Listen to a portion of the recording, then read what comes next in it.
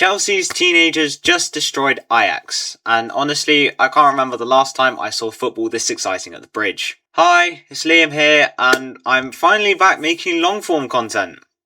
And what a game to return for.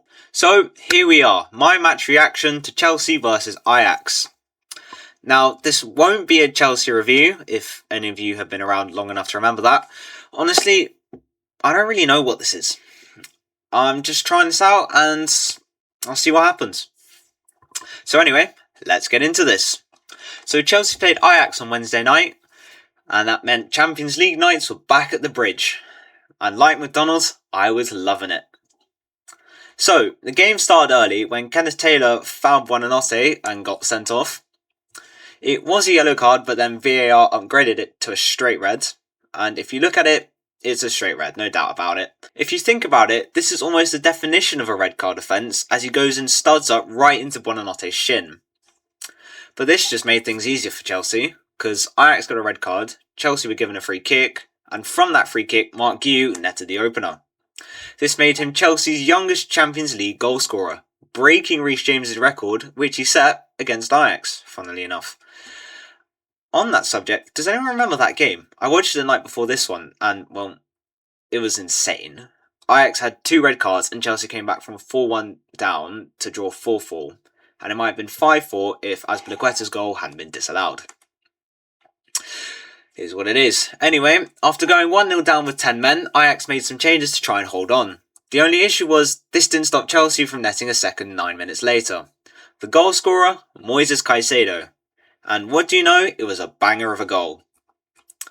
A rocket of a shot is deflected in by an Ajax defender. Got a bit lucky with the deflection, but I'm not complaining. See, Liverpool, this is what £100 million looks like, not this. So anyway, Chelsea were beginning to run away with this game, until a foul by Tosin in the box gave Ajax a way back, with a penalty from Wout Weghorst giving the visitors a lifeline. So, he scored the penalty, which allowed me to make this great video. Weghorst? I've never heard. That's not even a real name. Wout Weghorst. You belong on a Harry Potter film. Bullshit. I've never heard of you in my bloody life. But I hadn't even uploaded the video when Wout Weghorst himself had conceded a penalty. Enzo Fernandez scored it easily, and Chelsea had their 2-goal cushion restored. Then 10 minutes later, Estevão goes down, and the referee awards another penalty for Chelsea. Enzo gives Estevão the ball, and he smashes it top bins to make the score 4-1 at half-time. Now, this is Steve's first Champions League goal, and this also makes him Chelsea's youngest Champions League goal scorer, breaking the record broken by Marc Guiu 33 minutes before. Then, after half-time, Tyrique George comes on, and 3 minutes later, he scores. He was also 19 years old, making him the 3rd teenager to score for Chelsea that night. Unfortunately, this is the last goal to be scored that night, but even after the 5th, Chelsea still came knocking. Ajax had given up after half-time. They knew they weren't going to win the game or anything, so they were just waiting for the full-time whistle to blow. All the while, Chelsea missed chance after chance. Annoyingly. And the most chances came from Estevão, who desperately wanted a second goal from that night. He even almost scored a bicycle kick, if it hadn't gone a few metres wide. I think he's been around Garnacho a bit too long. So anyway, the game concluded 5-1, a massive win for Chelsea. This was definitely one of the best games I've seen from Chelsea in a while. Probably because they didn't have a player sent off this time. Anyway, on to my talking points. I think my man of the match has to be Estevão. He was incredible all game, and I think he should have scored more than 1 goal. But the credit also has to go to all the teenagers that scored that night. The goals from Estevão, Guiu and George mean that the Blues become the first club in Champions League history to have 3 teenagers score in a single match. The goal from Tyrique George also proves why we should trust in our academy and not have to spend £100 million every summer. So let me pose this to you. Why don't we just trust our academy for most positions on the pitch and use the money we're given to spend it effectively? Like on an extra centre-back, when our best one, who's also an academy graduate, goes injured. Or even, a better idea, on a good goalkeeper. Because I do not trust these two. Anyway, we must talk about my man of the match, Estevão Willian, who our fan base now know as Steve. What a performance from him. I really wish he had scored that bicycle kick goal.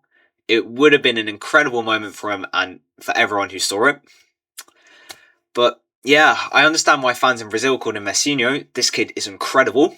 I've only seen a few games of him because, sorry, I didn't watch any of him in Brazil and stuff. But anyway, I can definitely see why he's compared to Neymar and Messi. What's more is, I loved how Enzo Fernandez actually gave Estevão the ball to let him take the penalty after he won it. I thought that was a really nice gesture, which can also show how the squad has matured and moved on from that embarrassing moment against Everton a few years ago when we saw Madueke and Jackson fighting Cole Palmer to take the penalty. You're 4-1 up, lads. Get a grip. Anyway, this is also really good for Enzo Maresca, as this means he has someone other than Cole Palmer to rely on now Cole is injured until December. Actually, speaking of Maresca, this is also a win for him if you ask me, because he was able to rest most of his important players like Reece James, João Pedro, Pedro Neto, so they can be 100% fit for the game against Sunderland on Saturday. And he also got 3 points from Wednesday night, so I think this was very much a win-win situation for him.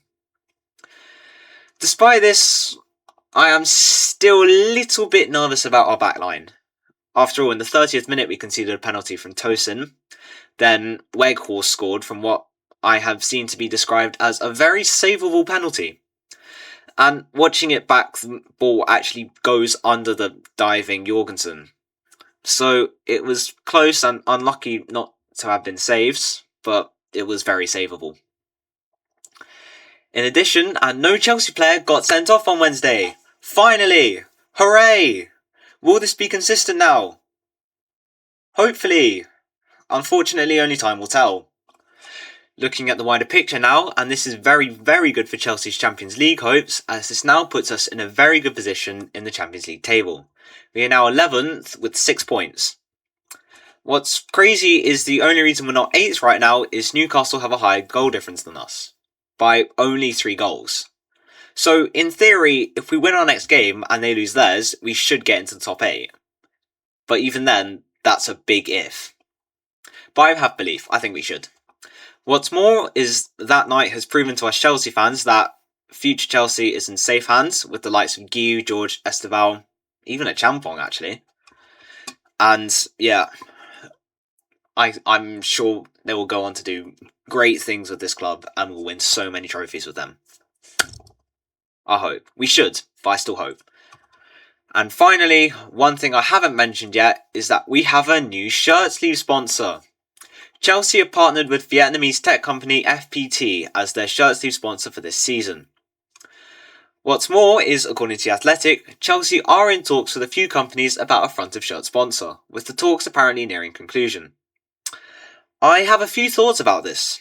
First, I think the shirt looks fine without a sponsor, but I get why the club insists on having one. I'll see what it looks like when we agree a sponsor, because it could look nice, but it also could look kind of ugly. Also, what would you like to see as Chelsea's front of shirt sponsor? Personally, I'm for Qatar Airways, that could look really good. Anyway, let me know your thoughts down in the comments below. And while you're there, why not like and subscribe? It really helps out the channel. So, I think that's everything. So let's wrap it up here. Just to conclude, Chelsea had a very dominant win over Ajax. Finally, no player got sent off. Hopefully we can finish more games with 11 men on the field, as well as the manager. Estevão is incredible, and if he stays here long enough, he really could become a Chelsea legend. But what did you make of Chelsea's win over Ajax?